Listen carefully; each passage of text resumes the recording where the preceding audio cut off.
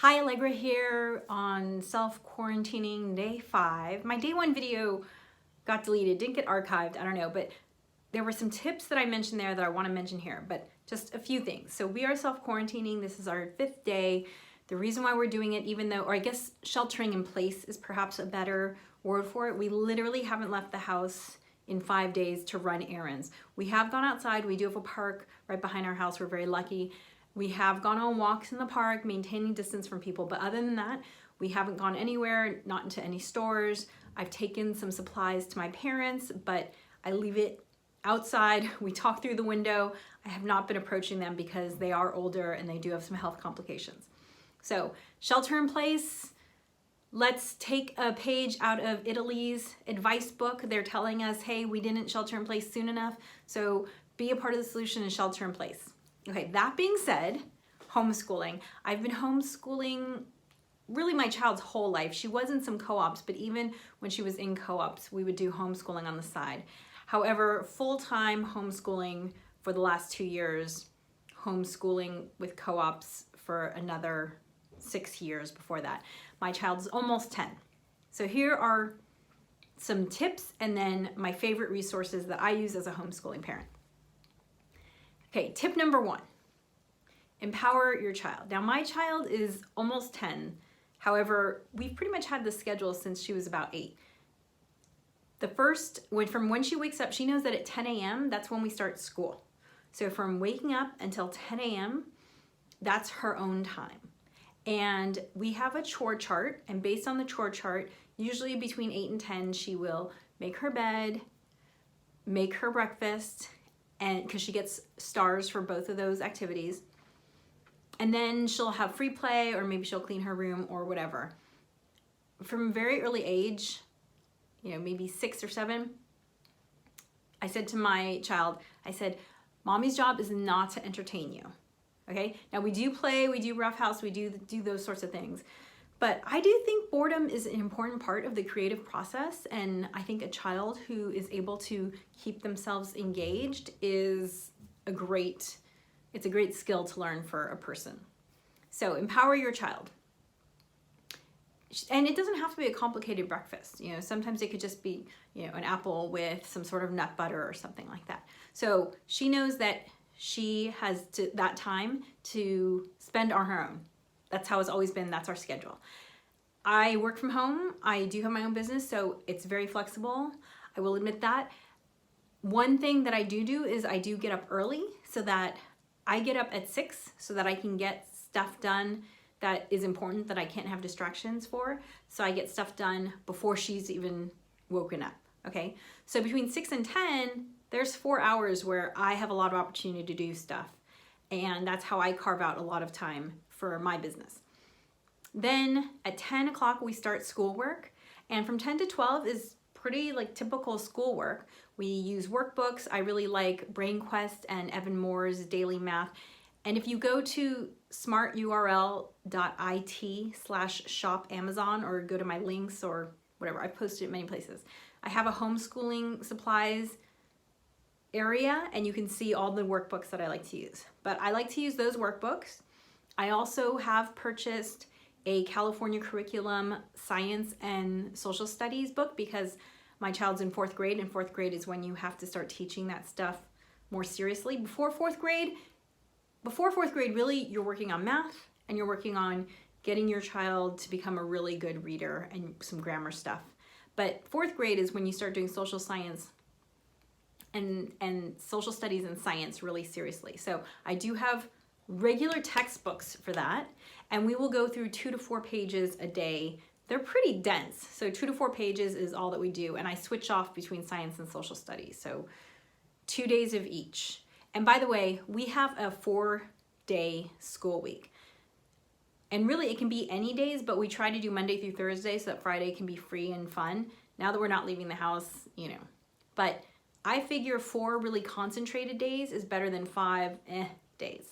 But look, let me tell you something. If you're new to this, homeschooling, you're figuring out a new normal. Be gentle with yourself. It's gonna take time. There are still days when I'm like, oh, I want to quit. I mean, homeschooling parents, I think we joke that, homeschooling is a full-time practice in not quitting. I do it because I really believe it's the best way to educate my child, and I have the flexibility to do so. But trust me, there are days when I want to stop doing this. That's normal. And it's going to take you a while to find your rhythm. I felt like the first 6 months of full-time homeschooling was hard. So probably you're all going to be just getting your legs under you when you go back to school. But that's my experience with it. Okay, so we use those workbooks, we use those textbooks. Also, use any opportunity, anytime your kid asks a question, think about how you can turn it into a homeschooling lesson. So for instance, yesterday at some point, a friend of mine posted that the International Space Station was going to be overhead in LA, visible at 8 p.m. or 8 something like that. So we went outside and we saw it, and my daughter said, hey, I want to know more about the International Space Station. So I said, tomorrow we'll go online, we'll research it. It becomes a whole opportunity for learning. Yes, it's not a part of the curriculum, but honestly, if your kid asks you a question, that means that they're engaged, and you should grab hold of that, because that's when real learning happens. That's dynamic learning. When someone's interested in something, they learn something so much better than if I brought up the International Space Station randomly on another day. So I'm grabbing onto that. We're probably going to do some International Space Station artwork. Maybe one thing that was really interesting about the space station was that it was really bright for about 3/4 of its journey overhead, and then all of a sudden it just kind of poof, it was gone. And we were hypothesizing that it's because it doesn't actually have its own light. It was just reflecting light from the sun. So I thought, hey, we could do an experiment with aluminum foil and show how bright it is when there's a flashlight on it. Those sorts of things. Do things like that. And what else do we do? And then we do,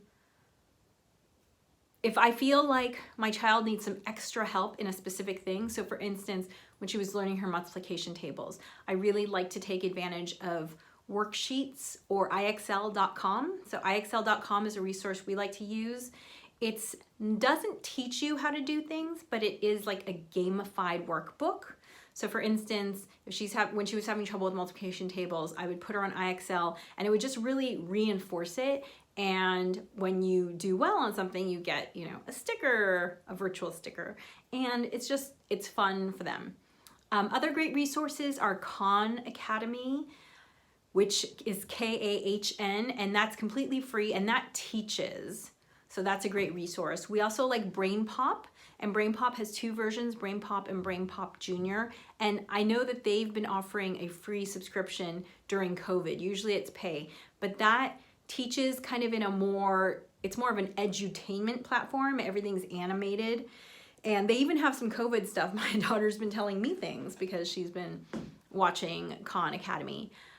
Also, my child, I've been working on her typing, because so much of test taking nowadays, the standardized tests my daughter does do standardized testing, and you need to type. So I wanted her typing to get better. We tried 4 different programs. The one she likes the most is called, it's either Dance Mat or Dance Pad. I always get it wrong. It's actually out of the UK, Dance Mat Typing Guide or something like that. It's kind of silly. So if your kid is silly, they'll probably like it, because there's like a hippopotamus that belly dances and that sort of thing. So we do that. Duolingo for languages, that's free. We use that one, and we use Babbel. We have a subscription to Babbel as well.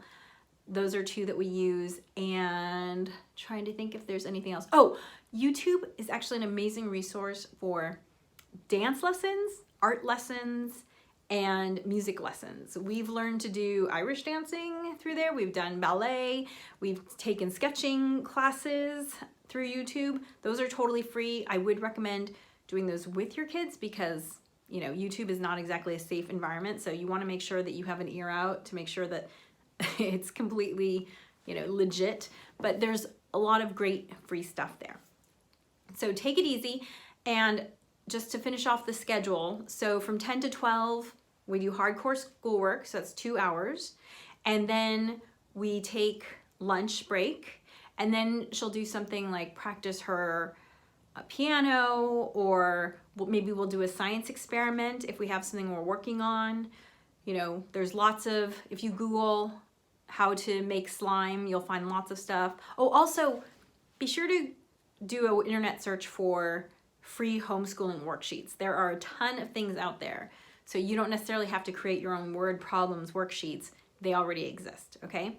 So we'll take, about an hour break, and then we'll maybe do another hour of work, maybe another 2 hours if we're doing a science experiment. But really, in terms of work, we do 3 to 4 hours a day. And I feel like it's pretty doable. And then from that time, so let's say from 3 p.m.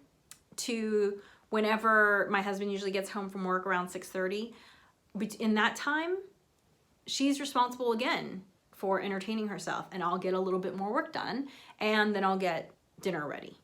And sometimes she helps me with that. She gets another star on her chore chart. So that's how we manage it. Empowering your kid to be responsible for their own entertainment and their own time, and then having that ritual of, school starts at 10 and ends roughly like 2 or 3 o'clock. Trust me, once you get into the rhythm, you can actually get through your child's schoolwork much faster than, the typical 7 or 8 hour school day, because it's one-on-one, right? But be gentle with yourself. I know the learning curve is real, it is challenging, but there's a lot of resources out there, and feel free to ask me questions. There's lots of homeschooling parents who are sharing their wisdom online right now, so take advantage of all that. Thanks, and be safe and be a spark in the world.